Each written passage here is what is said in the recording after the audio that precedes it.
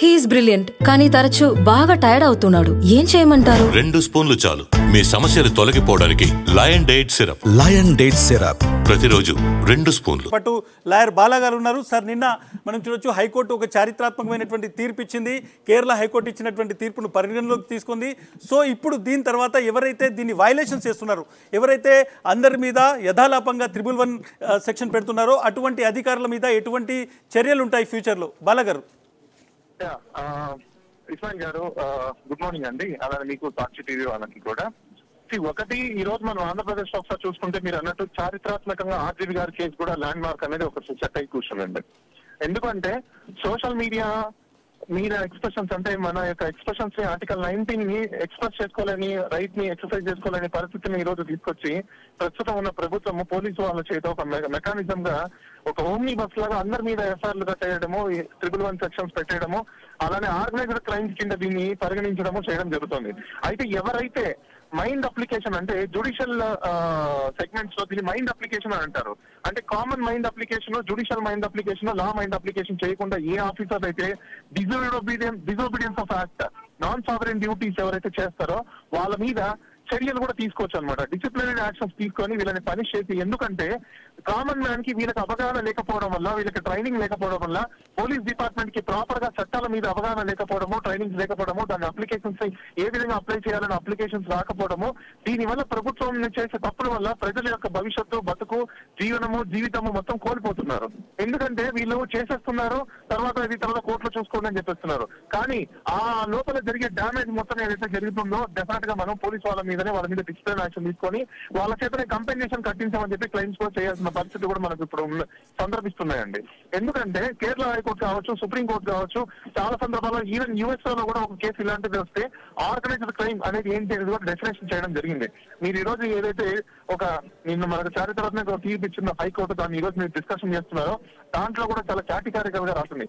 Organised crime అంటే గత 10 years లలో ఎప్పుడైనా కూడా ఛార్జ్ షీట్ ఫైల్ చేసి ఆ ఛార్జ్ షీట్ ని కన్సెంట్ కాంపిటెంట్ కోర్ట్ దాని కాగ్నిజబుల్ తీసుకొని ఉండాలి. కాగ్నిజబుల్ మీనింగ్ ఏంటంటే ఛార్జ్ షీట్ ఫైల్ చేసినంత మాత్రమే సరిపోదు. ఛార్జ్ షీట్ ఫైల్ చేసి కోర్టు దాన్ని కాగ్నిజెన్స్ లోకి చార్జెస్ ఫ్రేమ్ చేసిన తర్వాతనే ట్రయల్ కన్విన్స్ అయితే అప్పుడు దాన్ని కాగ్నిజెన్స్ లో తీసుకున్నట్టు లెక్కకు వస్తుంది. ఇవన్నీ అవగాహన లేకపోవడం వల్ల, పోలీస్ డిపార్ట్మెంట్ లో ప్రాపర్ గా ట్రైనింగ్స్ లేకపోవడం వల్ల ఈ రోజు కూడా మనకు ఆంధ్రప్రదేశ్ రాష్ట్రం విభజన జరిగిన తర్వాత 10 years అయిన తర్వాత కూడా ప్రాపర్ గా ఈ రోజు కూడా అకాడమీలో వీళ్ళకి ట్రైనింగ్స్ లేకపోవడము, కొత్త చట్టాల మీద అవగాహన లేకపోవడము, ఎలా పడితే అలా సెక్షన్స్ పెట్టేసి. బాలగారు, ఒక విషయము, నిన్న ఈ మొత్తం ఏదైతే ఈ పాసాల శివశంకర్ రెడ్డి కేసుకు సంబంధించిన ఆర్గ్యుమెంట్ జరుగుతున్న టైంలో ఎవరైతే పబ్లిక్ ప్రాసిక్యూటర్ ఉన్నారో ఆయన ఒక విషయం ఏం చెప్పారంటే, మేము 39 మంది మీద ఇటువంటి సోషల్ మీడియా యాక్ట్ల మీద కేసు పెట్టామని ఆయనే చెప్తున్నారు. చాలా మందికి అంటే ఇది కేవలం అవగాహన లేకుండా పెట్టినటువంటి కేసులు కాకుండా ఇది ఒక ఆర్గనైజ్డ్గా డిపార్ట్మెంట్ మీద కొంతమంది ఒత్తిడి తీసుకొచ్చి, లేదంటే కొంతమంది కావాలని గవర్నమెంట్లో ఉన్నటువంటి పెద్దలు పోలీసులతోని, ముఖ్యంగా ఎవరైతే ఇన్వెస్టిగేషన్ ఆఫీసర్లు ఉన్నారో, హెచ్హెచ్ఓలు ఉన్నారో వాళ్ళతో ఈ సెక్షన్ను పెట్టాలి అనేటువంటిది చేయిస్తున్నారు అనేటువంటి ఒక ఆరోపణ వస్తుంది. కావాలని వాళ్ళు పెట్టిస్తున్నారు. దీని మీద మనము మీరు అన్ని ఖచ్చితంగా కరెక్టే ఇస్మాయిల్ గారు. దీని మీద మనము సిబిఐ ఎంక్వైరీ కోరాల్సిన అవసరం కూడా ఉంది. దీన్ని ఒక పబ్లిక్ ఇంట్రెస్ట్ కింద తీసుకొని ఎందుకు పోలీస్ ఆఫీసర్లు వాళ్ళ పవర్స్ ని మిస్యూజ్ చేస్తున్నారు, ఎవరి డైరెక్షన్స్ మీద ఇలాంటి సెక్షన్స్ ని కట్టాల్సిన పరిస్థితి వస్తుంది, ఏ బేసిస్ మీద వీళ్ళు ఇన్వెస్టిగేషన్ చేస్తున్నారు, అసలు ఇన్వెస్టిగేషన్ డెఫినేషన్స్ అనేది ఆంధ్రప్రదేశ్ రాష్ట్రంలో నిజంగా వాళ్ళకి తెలుసా తెలీదా, దాని మీద మనము సిబిఐ ఎంక్వైరీ కూడా కోరాల్సిన అవసరం కూడా ఉంది. ఎందుకంటే ఎవరో చెప్పిన డైరెక్షన్స్ మీద, రాజకీయ నాయకులు చెప్పిన ఒత్తిడి మీద ఈ రోజు మనం కోర్టులో చూసాం. ఇప్పుడు మీరే అన్నారు పీపీ కూడా ఒప్పుకున్నారు అంటే వాస్తవంగా పబ్లిక్ ప్రాసిక్యూటర్ కానీ, జీపీ హోమ్ కానీ తెలియనప్పుడు పోలీస్ డిపార్ట్మెంట్ వాళ్ళకు దీని మీద ట్రైనింగ్ వాళ్ళు కూడా ఇవ్వాల్సిన అవసరం ఉంటుంది. కానీ ఇప్పుడు దాకా వాళ్ళు ఎందుకు ట్రైనింగ్స్ ఇవ్వలేదు, ఎందుకు వాళ్ళని ఎడ్యుకేట్ చేయలేకపోయారు, ఎందుకు వాళ్ళు ఎలిజిట్ చేయలేకపోయారు అనేది చాలా ఇంపార్టెంట్ అండి. రైట్. ఇంకొక విషయాన్ని నేను ఒకసారి నిన్న ఏదైతే తీర్పు కాపీ ఉందో అందులో ఏదైతే కీలకమైనటువంటి పోర్షన్ 11th paragraph ఒకసారి మీకు చదివి వినిపిస్తున్నాను. దానికి సంబంధించి నాకు కొంత దాన్ని వివరించేటువంటి ప్రయత్నం చేయండి. దిస్ కోర్ట్ అంటే Andhra Pradesh court agrees with the observations of the Kerala high court and admittedly no charge sheet is filed against the petitioner for similar offences in any court of law in the preceding 10 years of such cause of innovation of section 311 అనేటువంటి పెట్టింది. అంటే గత 10 ఏళ్ల కాలంలో ఎవరైతే petitioner ఉన్నారో పాసాల శివశంకర్ రెడ్డి అని ఈ కేసుకు సంబంధించిన వ్యక్తి మీద ఎటువంటి ఛార్జ్ షీట్ లేదు అని చాలా క్లియర్గా చెప్పింది. దాన్ని కన్సిడరేషన్లోకి తీసుకుంటున్నాం అనేటువంటిది చాలా క్లియర్గా చెప్పింది. అంటే ఒక తీర్పులో 10 ఏళ్ల కాలంలో ఎక్కడ ఛార్జ్ షీట్లు 2 లేవు కాబట్టి BNS 311 అనేటువంటిది వర్తించదు అనేటువంటిది కోర్టు ఇక్కడ చెప్తున్నట్టు నాకు అర్థమవుతుంది. So what is your interpretation? ఏం చెప్తారు దీనికి సంబంధించి? కరెక్ట్ అండి. మీరు ఏదైతే పేరా 11 రీడ్ చేశారో నేను వన్స్ అగైన్ రీరిటేట్ అండి, ఒక్క సెకండ్. పేరా 11 మనకి ఏం చెప్తుందంటే కోర్టు చాలా క్లియర్ గా చెప్పిందండి. దిస్ కోర్ట్ అగ్రీ, అంటే కోర్టు అగ్రీ అయింది with the observations of the Kerala high court and admittedly no charge sheet has filed against the petitioner for similar offences in any court of law in the preceding 10 years as such. అంటే ఏ competent court లో కూడా ఇలాంటి same similarity ఉన్న offences మీద 10 సంవత్సరాల కింద back ఎక్కడే కానీ ఈయన మీద ఛార్జ్ షీట్ ఫైల్ చేయలేదు. అది కోర్టు భావిస్తోంది, కోర్టు నమ్ముతుంది.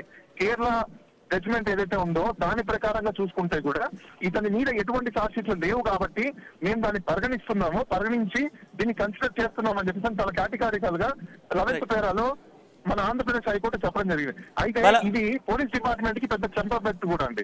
ఎందుకంటున్నానంటే ఉన్నత న్యాయస్థానము ఇంత నీట్ గా అబ్జర్వేషన్ చేసింది అంటే ఈ ఫెయిల్ కాపీని పెట్టుకొని ఆ కన్సర్న్ SHO ఎవరైతే ఉన్నారో, IO ఎవరైతే ఉన్నారో వాళ్ళ మీద డిసిప్లినరీ యాక్షన్ కి ఇమీడియట్లీ ఇనిషియేషన్ చేయాలి. దీనికి ఒక డిపార్ట్మెంట్ ఉంది, పోలీస్ కంప్లైంట్ అథారిటీ అని చెప్పేసి. పోలీస్ కంప్లైంట్ అథారిటీ మీద non sovereign duties, non application of mind మీద వీళ్ళ మీద డిసిప్లినరీ యాక్షన్ తీసుకోండి. అదే విధంగా బాధితుడు ఎవరైతే ఉన్నాడో వాళ్ళ జీతం నుంచి కంపెన్సేషన్ కూడా కట్టించండి అని చెప్పి క్లెయిమ్ కూడా చేయొచ్చండి. రైట్, నాకు ఇంకొక డౌట్ ఉంది మొత్తం బాలగారు. ఇదే తీర్పులో 9వ పారాగ్రాఫ్ని మనం చూసుకుంటే ఆర్గ్యుమెంట్స్ సందర్భంగా ఏదైతే ఆర్గ్యుమెంట్ సందర్భంగా వచ్చినటువంటి దానిలో the honourable supreme court in the matter of Mohammed Ilyas versus Mohammed Bilal Kapadia versus the state of Gujarat held that to invoke the provisions of Gujarat Control of Terrorism and Organized Act of 2015 in respect of an act organized crime, more than one charge sheet should be filed in the preceding 10 years. Section 311 of BNS is analogous to the Organized Crime Acts of various states which were dealt by the Supreme Court. అంటే కేవలం organised crimes ఏవైతే ఉన్నాయో, ఉగ్రవాద చర్యలు లాంటివి, ఎక్స్టాన్షన్స్ లాంటివి, దానికి సంబంధించి మాత్రమే BNS పెట్టాలనేటువంటిది ఏంటి అసలు? ఈ 9th పారాగ్రాఫ్ని కొంత ఎక్స్ప్లెయిన్ చేస్తారా సార్? యాక్చువల్ గా దాని ఎక్స్ప్లెనేషన్స్ ఏంటంటే మీకు ఆర్గనైజ్డ్ క్రైమ్ అనేది ఏ విధంగా పెట్టాలి, దేనికోసం పెట్టాలి, ఎలా పెట్టాలి, ఏ విధంగా తీసుకోవాలి అనేది అది ఆ పేర చెప్తుంది అనమాట. అంటే మీకు ఒక ఎగ్జాంపుల్ చెప్తాను. ఒక వ్యక్తి బైక్ చోరీ చేశారనుకోండి, ఆ బైక్ చోరీ చేసిన వ్యక్తి మళ్ళీ రిపీటెడ్ గా అదే సిమిలారిటీ ఉన్న అఫెన్సెస్ అంటే మళ్ళీ బైక్ స్టిక్ చేస్తూ ఉండాలి. బైక్ చోరీ చేస్తూ ఉండి FIR కడితే సరిపోదు. ఆ చోరీ చేసిన ఒక బైక్ దాని మీద ఫైనల్ రిపోర్ట్ అంటే ఛార్జ్ షీట్ ఫైల్ చేసి కన్సర్న్ కోర్ట్ లో ఛార్జ్ షీట్ దాన్ని టేకన్ ఆన్ అకౌంట్ తీసుకొని ట్రయల్ అయ్యి ఛార్జెస్ ఫ్రేమ్ అయ్యి కాగ్నిజబుల్ తీసుకున్న తర్వాత కోర్టు ట్రయల్ కమిట్ చేస్తుంది. దాని కంటిన్యూషన్ ఉన్నప్పుడు మళ్ళీ ఇంకొక క్రైమ్ చేయాలి. సేమ్ బైక్ చోరీ చేసి మళ్ళీ ఛార్జ్ షీట్ ఫైల్ అయ్యి ఆ ఛార్జ్ షీట్ కూడా కాగ్నిజెన్స్ తీసుకుంటే దెన్ అప్పుడు ఇతను ఆర్గనైజ్ కంటిన్యూషన్ క్రైమ్ కిందకి వస్తుంది అని చెప్పేసి నా పేర కరెక్ట్ చెప్తున్నాను.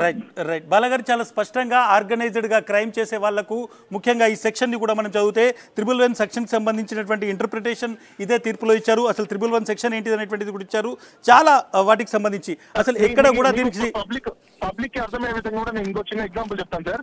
మనం రీసెంట్ గా ఒక సినిమా వచ్చింది, ఎవరిది, ఈగల్ అనే సినిమా మీరు చూసే ఉంటారు. మన రవితేజ గారి ఈగల్ అనే సినిమా వచ్చింది. ఆ రవితేజ గారి ఈగల్ అనే సినిమాలో ఆయన ఇంటర్నేషనల్ డాన్ లో ఉంటారు. ఆ ఇంటర్నేషనల్ డాన్ ఆయన పని ఏంటంటే గన్స్ కి సప్లై చేయడము, గన్స్ తీసుకురావడము, దానికి సంబంధించిన వ్యక్తులన్నీ ఆయనకి సపోర్ట్ చేసుకుంటూ కూర్చోడం ఫ్రీ ప్లాన్ గా జరుగుతుంది అనమాట. అంటే షిప్పింగ్ కానీ, ట్రాన్స్పోర్టేషన్ కానీ, హ్యాండ్ ఓవర్ కానీ, డిస్ట్రిబ్యూషన్స్ కానీ ఇవన్నీ కూడా ఆర్గనైజర్ గా జరుగుతుంది. అది రిపీటెడ్ అంటే వన్ టైం కాకుండా నెంబర్ ఆఫ్ టైమ్స్ వాళ్ళ డే యాక్టివిటీస్ అదే పని చేసుకుంటూ కూర్చుంటారు. అన్నే ఆర్గనైజర్ క్రైమ్ అంటారు. కాబట్టి జనాలకు అర్థమయ్యే విధంగా మనం తెలుసుకోవాలనుకుంటే నేను సాక్షి టీవీ ద్వారా ప్రజలను కూడా అర్థం చేసేదంటే ఆ సినిమా చూస్తే ఇంకా క్లియర్ గా అర్థమైపోతుంది. ఇంకొక ఫైనల్ అండ్ ఇంపార్టెంట్ 311 BNS కి సంబంధించి అసలు 311 BNS ఎందుకు ఇంత సీరియస్ సెక్షన్ అంటే చెప్పేటువంటి ప్రయత్నం చెప్తాను. Section 311 BNS 2023 defines organised crime covering A range of offences including kidnapping, robbery, vehicle theft, extortion, contract killing, cyber crimes, human trafficking, ఇవన్నీ చాలా తీవ్రమైనటువంటి నేరాలు. ఈ సైబర్ క్రైమ్ అనేటువంటి ఒకే ఒక పదాన్ని పట్టుకొని ఆంధ్రప్రదేశ్ గవర్నమెంట్ ఈ సైబర్ క్రైమ్ అనేటువంటి ఒక పదాన్ని పట్టుకొని దానిలోకి ఎవరైతే సోషల్ మీడియాలో పోస్ట్ చేస్తున్నారో దానిలను తీసుకురావడం జరిగింది. సైబర్ క్రైమ్స్ అనేటువంటిది ఏంటిదంటే జంతారా కావచ్చు, ఇటువంటి సైబర్ క్రైమ్స్ కూడా నేను ఎక్స్ప్లెయిన్ చేయాలనుకుంటున్నాను. which is affected of the financial crisis or financial offences, లేదంటే ఏదైనా డిజాస్టర్ జరగడము, లేకపోతే సీరియస్ అఫెన్సెస్ కి అక్కర్ చేయడము, లేకపోతే హీరియస్ క్రైమ్స్ కి అక్కర్ చేయడము, దాన్ని మాత్రమే సైబర్ క్రైమ్స్ అని మనం అంటాం.